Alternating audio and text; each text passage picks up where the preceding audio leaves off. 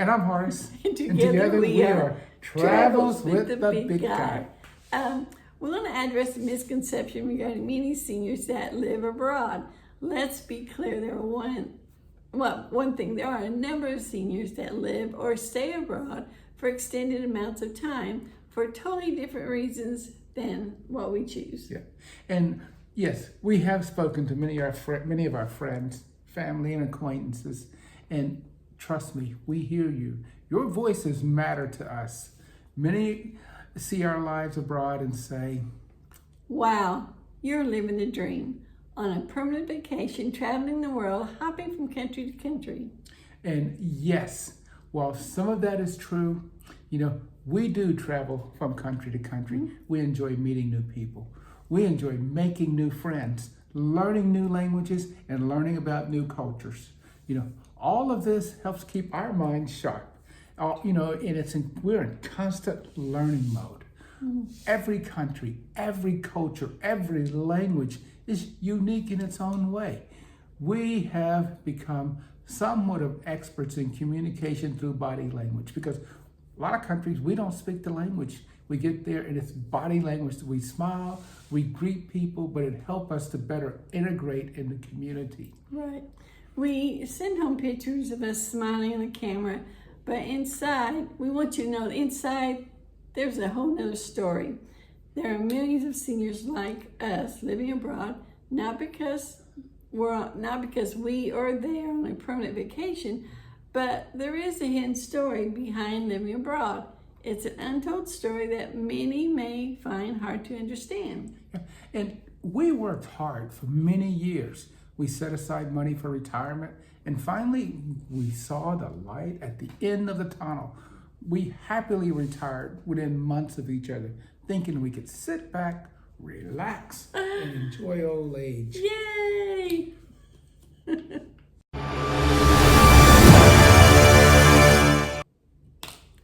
So a few months into our retirement, the dream began to fade and reality hit hard. We couldn't maintain our somewhat simple lifestyle, even on our retirement income. Taxes, groceries, housing, everyday living expenses were going up rapidly. It had simply become too expensive for us to survive on our retirement income, and we did not want to go back to living on credit cards. Yeah. And so we had to make some hard choices. We had to sit down and figure out a plan. But, we had options, sort of like a multiple choice test. Mm-hmm. We could find a job and go back to work to help cover our living expenses. And ask anyone over 60, what's it like competing for a job against 20, 30, 40-year-olds? It's people look at you and they look at them. I don't want to do that.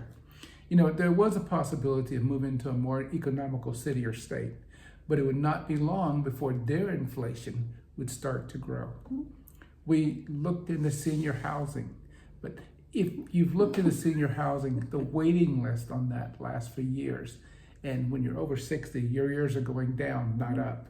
And number 4. We could leave the country, and that we knew to be, move to a country that we knew to be more economical toward our, pension. Yeah. Simply said, there are seniors, even that we know to this day, that have drained their pensions trying to maintain the same lifestyles, but now they're in debt or living out of their cars or living on the streets. We did our research and we decided that living abroad was the best option for us at the time, and we still believe it was.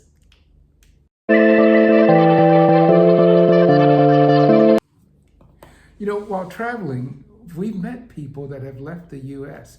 after their retirement, and they tell us that they simply couldn't afford to survive on their retirement. And we look at each other because their story hits close to home, because their story is our story too. This is a familiar story amongst millions of American seniors that have worked their whole life and now can't even afford to live and grow old in the only place they've ever known as home. Which is sad. Yeah. And after moving abroad, some people miss the comforts of their home. They miss the sound of a familiar language. They miss the culture that they're used to. They miss feeling, the old part of feeling like part of a community. And they decided to move back to the U.S. Yes, we do hop from country to country, but not because we're thrill seekers, as some of our friends and family seem to think, or that we want to be world travelers. But what's the other choice? Living abroad isn't a new freedom, it's a way of survival. And here's a hidden truth that keeps us up at night. When we enter a country, we're going on a strict amount of time that we can stay, 30, 60, 90, 180, or even 365 days of the year. But when that time runs out, we gotta go. And if we don't, we could be fined. We could be banned from the country. We could be faced with jail time or deportation. Now, an overstay in one country may cause issues with being allowed to enter into another country. That's not freedom. That's survival with a deadline. So people living abroad have even given the name for these deadlines as a border run. So which means you leave that country when your time expires, you stay in another country for whatever specific time, and then you return to the country border, hoping immigration is going to let you back in. Now, we have a little story to tell you on this. It's been last year, we were in a country. We had a 180-day allowance. In the midst of that 180 days, we had a family emergency. We had to leave, go to the States. When we came back, we didn't think anything about it. We went back to the immigration to come back through, and he said, you can't come through. And we went into shock. We said, all of our belongings are on your side in that apartment. He goes, you can't come through. You expired your days. And we explained to him, we did have 180 days. And after all was said and done, and maybe he thought I was going to bust out crying on him, I don't know. He finally said, okay, I think he said I'll give you 4 days stamp. And so we had 4 days. So we had to go back home. Go back to our apartment in that country, go back to immigration and refile for that last extension just to make sure we were covered. And it was all fine. But we basically begged to stay. And luckily he let us back in. But we've heard stories of people, they go back and they can't get in. So I'm not a fan of overstays in countries because you never know when they won't let you back in. It's a humbling experience, and it's not a lifestyle anyone would choose voluntarily. So yes, again, we hop from country to country, but it's a matter of survival. Yeah. Not being world travelers. There's a whole lot of what I like to call blood, sweat, and tears behind our lifestyle, and it's definitely not for the weak at heart.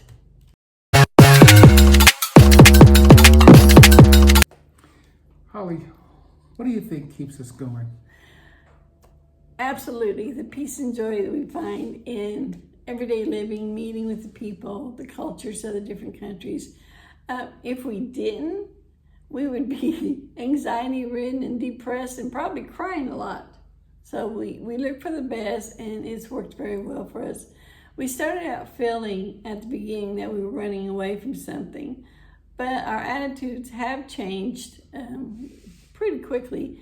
We now understand that we're not running away, we're running towards finding our little piece of the pie, whatever or wherever that may be.